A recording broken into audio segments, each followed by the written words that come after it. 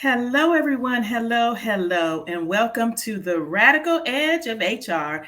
And I am once again so happy to be your host. My name is Tanya Holly, and I'm a senior marketing specialist with HR Knowledge Source, affectionately known as HRKS.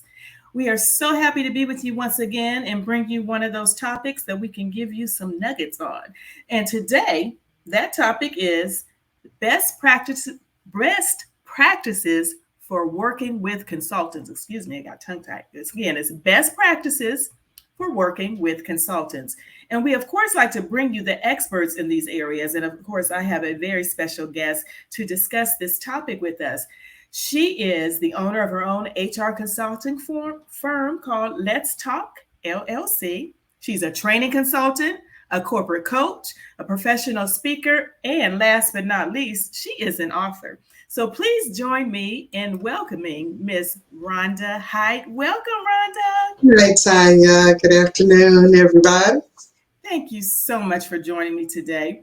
I am excited to have you here because you're just an expert in a whole lot of things. And this is one of the topics that we're going to talk about today that I know you've got some good nuggets for everyone. Uh, So let's go ahead and dive in. Again, the topic best practices for working with consultants.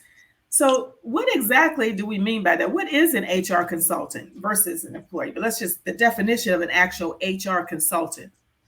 well, an HR consultant basically partners or collaborates, is probably a better word, with organizations, typically on project work. Mhm. Sometimes it's ongoing, but typically on project work to do different things. And it depends on the areas that you consult in. So for me, I'm employee relations as well as training and development. So those are usually the lanes, although I have worked with small companies that outsource their HR function to provide an HR infrastructure and kind of give them support in that way, whether it's in putting together policy and procedure handbooks, writing job descriptions. So it just depends. But you have consultants that also do compensation work, they'll do compensation audits. You have those that work with them on benefits, setting them up with a vendor, or the HRIS, helping them to select and implement and execute information HR information systems. So it just depends. There's different lanes that you can ride Mhm. in with an HR consultant. Great. It sounds like also a very long list of possibilities. Yes, ma'am. And you covered a few of them, so I think that's a good start. I can only imagine how many different things because HR is so broad. So, and I'm assuming almost everything in HR a consulting could come in and do. Yeah, if you have expertise in that, like I would never try to touch anything dealing with compensation or Mm. benefits because those aren't my lanes. Okay. I wouldn't necessarily do that in terms of talent acquisition, something that I have done, but not necessarily work that I prefer. So Okay. I wouldn't do that. So, I say if you're going to do any type of consultancy, make sure you stay in your lane with it, that you have knowledge and expertise and experience in those areas. Great. And so, how is a consultant actually different from an employee? Do they have different rights? Do they have different Mhm. fits? What makes them different, and are they treated differently? The answer is yes, they are different. And I would say for many organizations, they kind of understand what those differences are. But if you don't, then you Mhm. need to find out, or else you'll find yourself on the wrong side of the Fair Labor Standards Act, or FLASA, as we call it. So there are kind of like three buckets that you look at in determining whether someone is employee versus contract. And the first is behavioral. Like, does the organization have a right to control how the person does the job, when they do the job, Mhm. things of that nature. The second one is financial. What are the financial aspects of what that person is doing? Is the company like responsible for? So with the consultant, typically we're paying our own costs. We have our own supplies. We have, Right, right. they're not things that are being provided by the organization. Where with an employee, those things are typically provided, whether it's a laptop, whether it's a phone, uh, Mm. and other things or tools that they need in order to do their job. And that last bucket is the type type of relationship. So with a consultant, it's generally contractual. As I said, it's typically project, it's for a specific period of time. There are specific deliverables that are involved with that. And we don't get benefits, we don't get Right. vacation, things like that that you would offer to employees or that employees would be eligible for. We're not eligible typically to participate in some of the extracurricular activities Oh, that the organization has. It's a very fine line because the Department of Labor and the IRS, they have these standards, and there's no just magic formula. It's a combination of factors for those three areas that I just mentioned that you'll look at. And I would say for anybody that's kind of unsure, because again, I've seen a number of times, especially with small businesses, they get in trouble with the Fair Labor Standards Act because they will classify somebody as a contractor, which means instead of a W-2, they get a 1099 and they pay their own taxes, where when the relationship itself and some of those other factors, whether it's behavioral, whether it's financial, whether it's the relationship itself and what they're providing, that the Department of Labor and IRS might see it differently. And the penalties for that are stiff. You don't want to get in trouble with that. So if anyone is ever unclear as to how to designate someone's work with their organization, the IRS has a form, I think it's SS88, and it's really an assessment. You complete that and the IRS can review it and then tell you, okay, based on your responses to this answer, this person is an employee. Based on your responses, this person is a contractor. Oh, So if you're ever not really clear, then that's one resource that you have. But never try to circumvent paying employment tax and workers' compensation and all of that by saying, yeah, they're a contractor, and you're working them the relationship and the things, the way it's set up, they're an employee. Because that's a big no-no. The IRS is not like that. Rhonda, do you have an example of that? I am trying to, do you have a specific example you can give us of maybe someone that was contracted that should have been an employee? Yeah, not naming any names, but Okay. there was an organization that I worked with. It was a small business, and I would say about 80% of their workforce were categorized as contractors. Okay. So they were 1099 in them. However, the relationship kind of dictated that, and the behavioral aspect of it, if we're thinking about those three buckets, these folks are employees. You get to tell them where they go, when they go, how they should do it, how long they can work, all Okay. of this stuff. And that organization actually got into a little bit of trouble behind Okay. that because there was an audit, which, as you know, Uncle Sam will do from time to time. Yeah. And the audit bore out that the relationship was actually one of employee and not Okay. consultant. And so they had to pay a whole lot in fines, back taxes, because, when you have an employee, you're responsible for a portion of those taxes. Right. When you have an employee, if they work a certain number of hours, there are certain things under the law that they are entitled to, like Okay. breaks and Right. things Those kind of things. Yes. and Lunch hour. with that.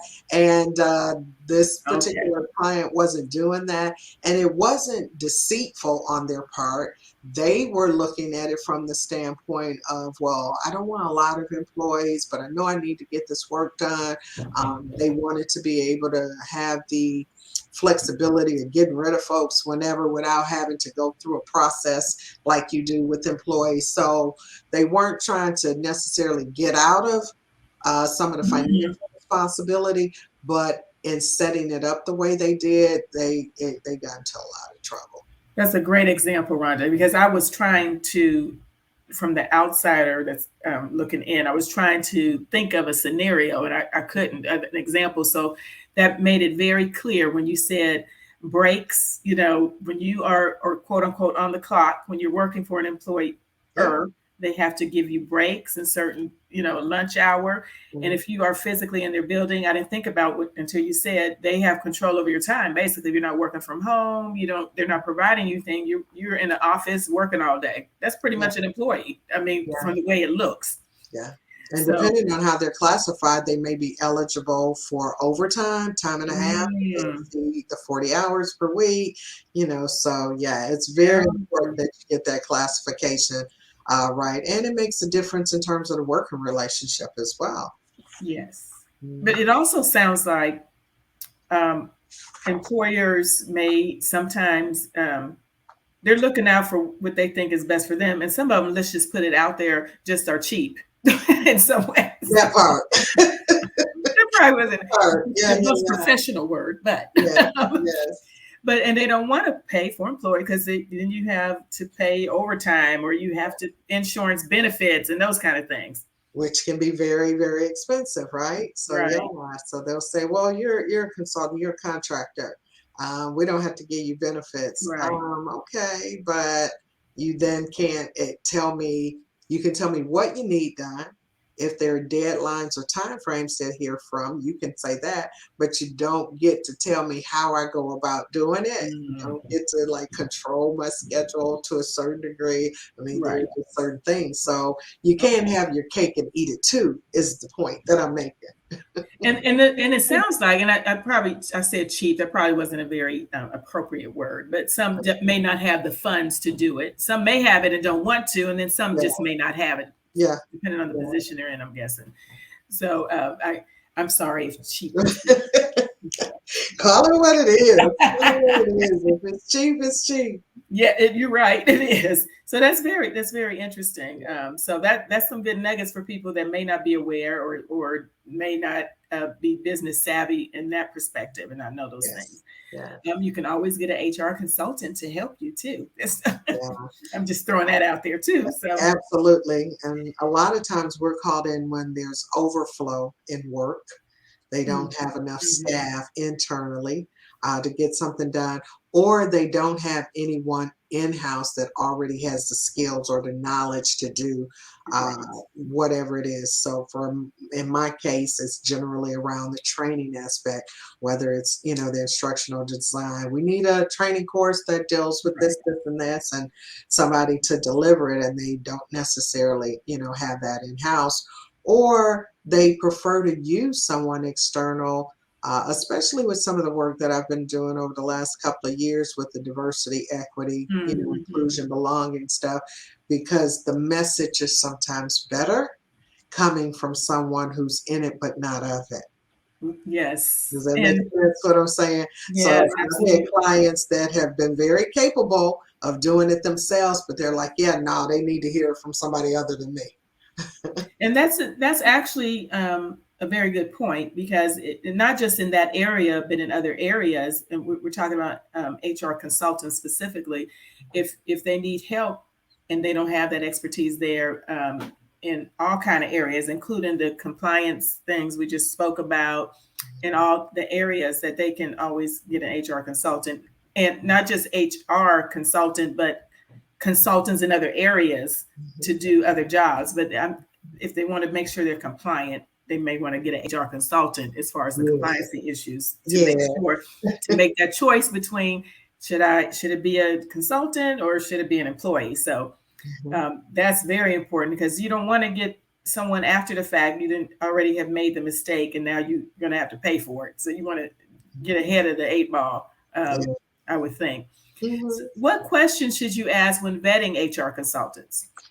Oh, there are quite a few that I would suggest, but one is, do you have any knowledge of our industry? Hmm. Because as a consultant, you're going to work with different industries, and some you are familiar with, some not so much. And so I do my research. If I get a call and it's an industry that I have not worked with before, I don't have a lot of knowledge, make sure that I take the time so that I understand their business, Hmm. what it is they do, what are their values, what are their vision, what's their mission, all of that, so that whatever work I do can be in alignment with that stuff. There's nothing worse than having somebody come in your organization and do work and they don't really understand it. So asking them about experiences that they had, obviously they're not going to drop names, at least they shouldn't.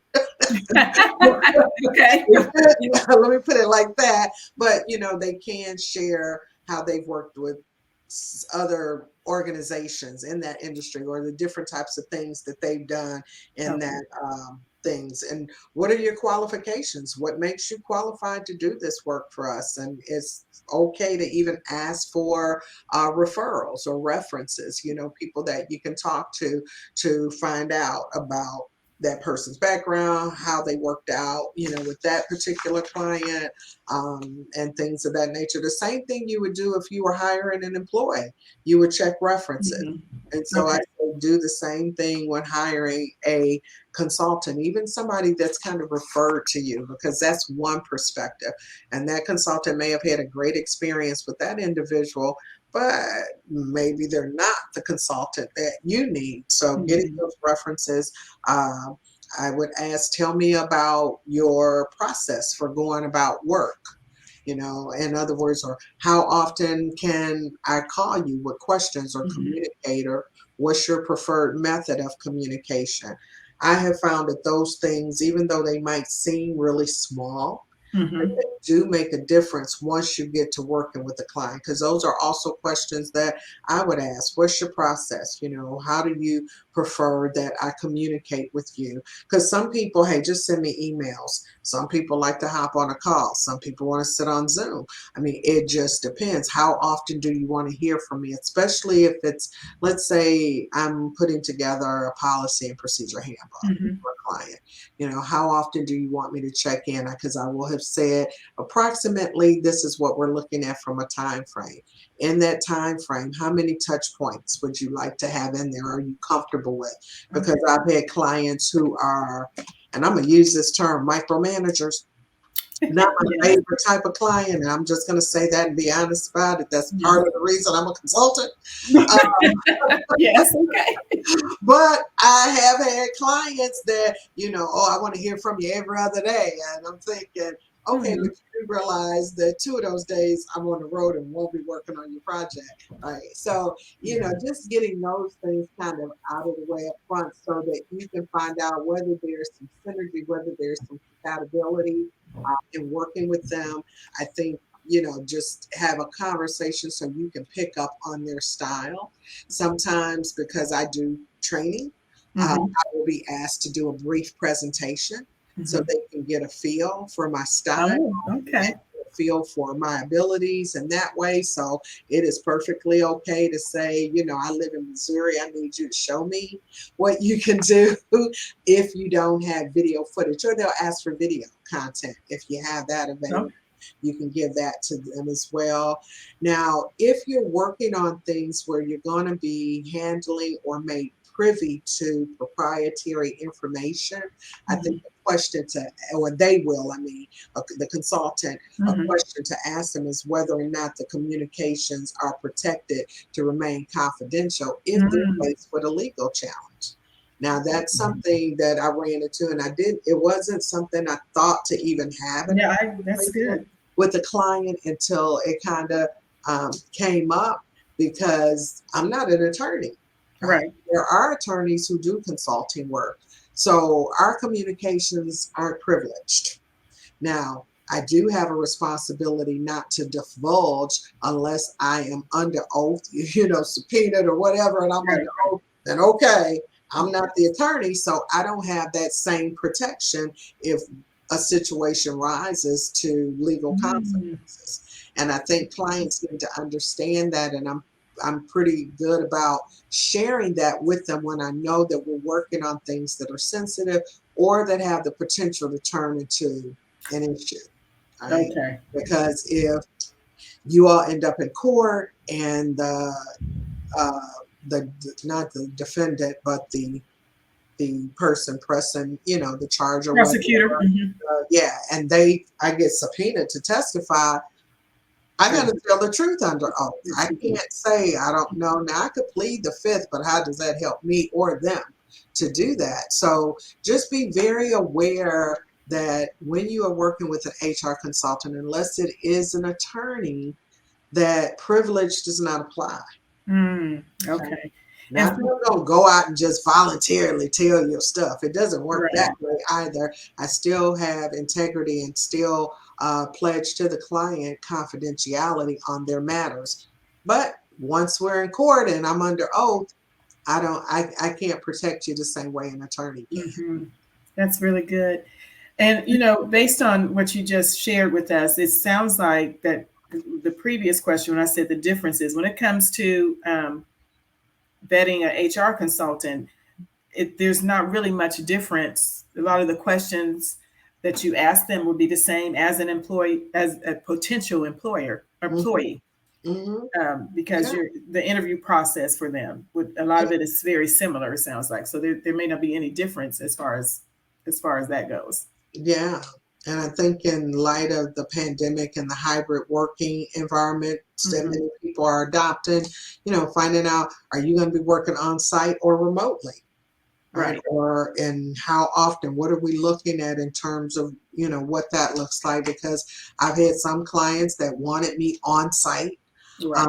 and I would give them, we would agree to a day of the week or a number of times, that I would be on site, Mm-hmm. if it was consulting work. Now, the training, obviously, that Right. depends on if it's live versus virtual, but I think that's another question to ask. And I think another good question would probably be, are you able, if there are things that we need as you start working on this project, if there are services that we need that you can't provide, do you have resources? In other words, a network of Mm-hmm. people who can provide those additional services?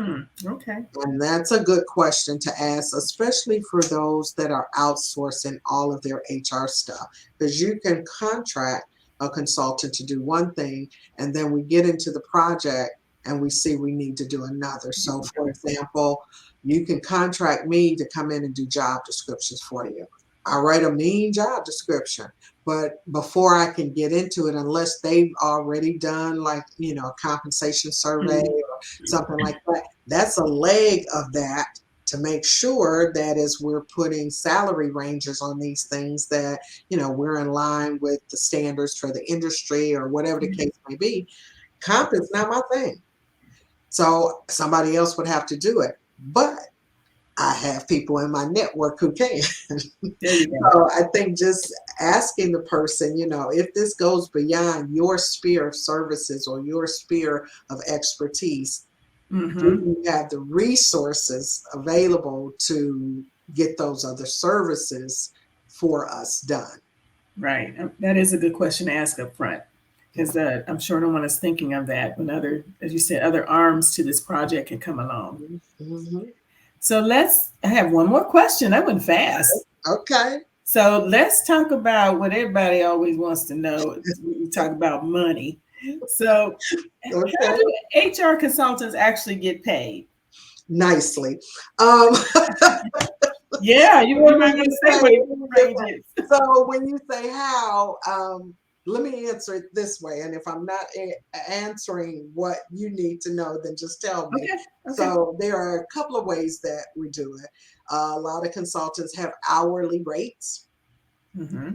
or you can just have standard rates for certain services. Like, boom, this is the fee, bam, that's it. Um, or a combination of both, which is what I do. I have a combination of both. So, for example, with training and facilitation, I have a daily rate, Mm-hmm. right? Whether your class is 6 hours long or 4 hours long, my rate don't change. It's a daily rate. And part of the reason why, and I guess let me explain this, because some people probably feel like, y'all charge too much money, we give y'all too much money. And I find myself having to educate Mm-hmm. clients, new clients, a Okay. lot. That rate encompasses more just than those hours we're in the classroom, because generally Mm-hmm. there's stuff that has to happen on the front end, Mm-hmm. and there's stuff that happens on the back end. For example, on the front end, it could be the preparation. Even if it's a course that someone else developed, you still got to learn it. You still have to spend time prepping it, going through it, making your notes, understanding it, figuring out, kind of adding your own DNA Right. to it so Mhm. that you can comfortably and effectively deliver it. Let's say the class is from, I don't know, 10 to 3. Well, Mhm. I can't book any other work that day. And if it's a live class, I'm going to want to show up an hour ahead of time because there's a setup of the room, Mhm. troubleshoot anything that might come up, da da da da da. At 3 o'clock when it's over, you're cleaning up and packing up the room.